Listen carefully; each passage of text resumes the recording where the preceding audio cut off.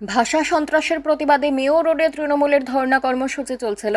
সোমবার দুপুরে আচমকায় সেনার তরফে ওই মঞ্চ খুলে দেওয়া শুরু হয়। খবর পেয়ে তড়িঘড়ি ঘটনাস্থলে ছুটে যান খোদ তৃণমূল সুপ্রিমো মমতা বন্দ্যোপাধ্যায়।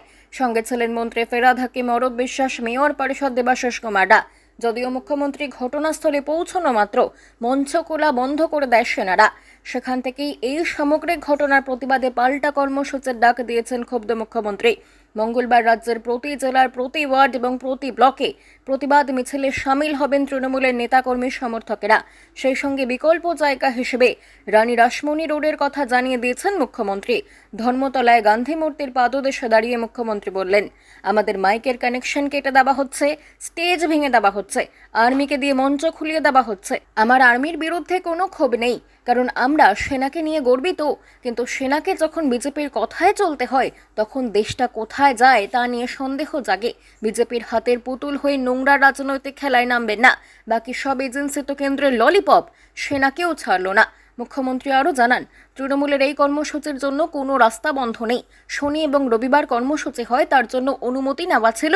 মুখ্যমন্ত্রী বললেন, দরকার হলে পুলিশের সঙ্গে কথা বলতো, পুলিশ আমাদের দলের সঙ্গে কথা বলে মঞ্চ খুলে দিতে পারত। কোথাও কোনো আপত্তি থাকলে আমি 1 মিনিটের মধ্যে মঞ্চ খুলিয়ে দিতাম। সেনার তরফে এই মঞ্চ খোলা হলেও এই নেপথ্যে বিজেপির ইন্ধন দেখেছেন মুখ্যমন্ত্রী। তার দাবি, তিনি যখন গান্ধী মূর্তির পাদদেশে পৌঁছন প্রায় 200 জন সেনাকর্মী তাকে দেখে ছুটে পালাচ্ছিলেন। পরে এ বিষয়ে মন্তব্যের সময় সেনার উদ্দেশ্যে তিনি বললেন, এটা আপনাদের দোষ নয়, আপনারা বিজেপির কথায়, দিল্লির কথায়, দিল্লির প্রতিরক্ষা মন্ত্রীর কথায় কাজ করছেন। এটুকু বুদ্ধি আমাদের রয়েছে। আমরা সেনাকে দোষ দিচ্ছি না, দোষ দিচ্ছি বিজেপিকে। রাজনৈতিক দলের মঞ্চ ভাঙতে সেনাকে অপব্যবহারের অভিযোগ তুলে মুখ্যমন্ত্রী আরও বলেন, সরি টু সে, এটা আর্মি নয়, পিছে মে ক্যা হ্যায়, ছুপা রস্তম বিজেপি হ্যায়।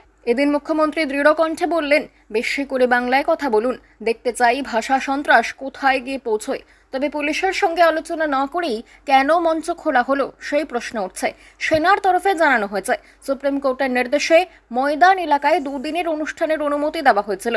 তবে ওই এলাকায় 3 বা তার বেশি দিনের অনুষ্ঠানের জন্য প্রতিরক্ষা মন্ত্রকের অনুমতি নিতে হয়। সেনার এই বক্তব্যে আপত্তি জানিয়ে মুখ্যমন্ত্রী পাল্টা দাবি করেন, মোদিবাবুর থেকে অনুমতি নিয়ে আমাকে কর্মসূচি করতে হবে না, আমি মানুষের থেকে অনুমতি নিয়ে কর্মসূচি করব। বিজেপি যখন বাইরে থেকে এসে বাংলায় অনুষ্ঠান করে, আমরা এমনি জায়গা দিয়ে দিই, এটাই সৌজন্য। সেনার দাবি, 2 দিনের অনুমতি থাকলেও ময়দান এলাকায় মঞ্চটি প্রায় 1 মাস ধরে বাঁধা ছিল। অস্থায়ী ওই কাঠামো সরিয়ে দেওয়ার জন্য আয়োজকদের বেশ কয়েকবার জানানো হয়েছে, কিন্তু তারপরেও সরানো হয়নি। কলকাতা পুলিশকে বিষয়টি অবহিত করা হয়েছিল। তারপরেই ভারতীয় সেনা মঞ্চ সরানোর কাজ শুরু করেছে। এর প্রেক্ষিতে মুখ্যমন্ত্রীর সাফ বক্তব্য, এসব বাজে কথা, কোনো অনুমতি নেওয়া হয়নি। কিন্তু আর্মিকে যখন বিজেপির কথায় চলতে হয় তখন দেশটা কোথায় যায় সেটা নিয়ে সন্দেহ জাগে।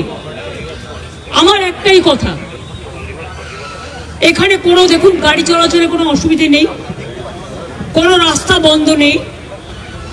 আমাদের প্রোগ্রাম স্যাটারডে সানডে 2 দিন করে হয়। বিভিন্ন অর্গানাইজেশন ভাষা আন্দোলন নিয়ে প্রোগ্রাম করে এবং তার জন্য আমাদের পারমিশনও নেওয়া ছিল।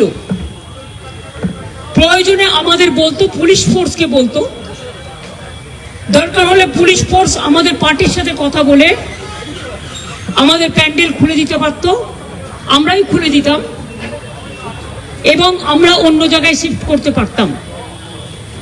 কিন্তু সেটা না করে মহাত্মা গান্ধীজি, যিনি আমাদের সবচেয়ে বড় মহান নেতা দেশে, সেই মূর্তির পাদদেশে আমরা সব অন্যায় অত্যাচারের প্রতিবাদ করি। কিন্তু সেখানে আমি যখন এখানে আসছিলাম, আপনারা অনেকে ছবিও পেয়েছেন, প্রায় 200-র মতো আর্মি তারা আমাকে দেখে ছুটে পালাচ্ছিল। আমি বললাম, why you are running away? You are my friend. We are proud of you. It is not, এটা আপনাদের দোষ নয়। আপনারা বিজেপির কথায় করেছেন, দিল্লির কথায় করেছেন, দিল্লির ডিফেন্স মিনিস্টারের কথায় করেছেন, এটুকু বুদ্ধি আমাদের আছে। বাংলা খবর, আপনার রাজনীতি, আপনার আওয়াজ।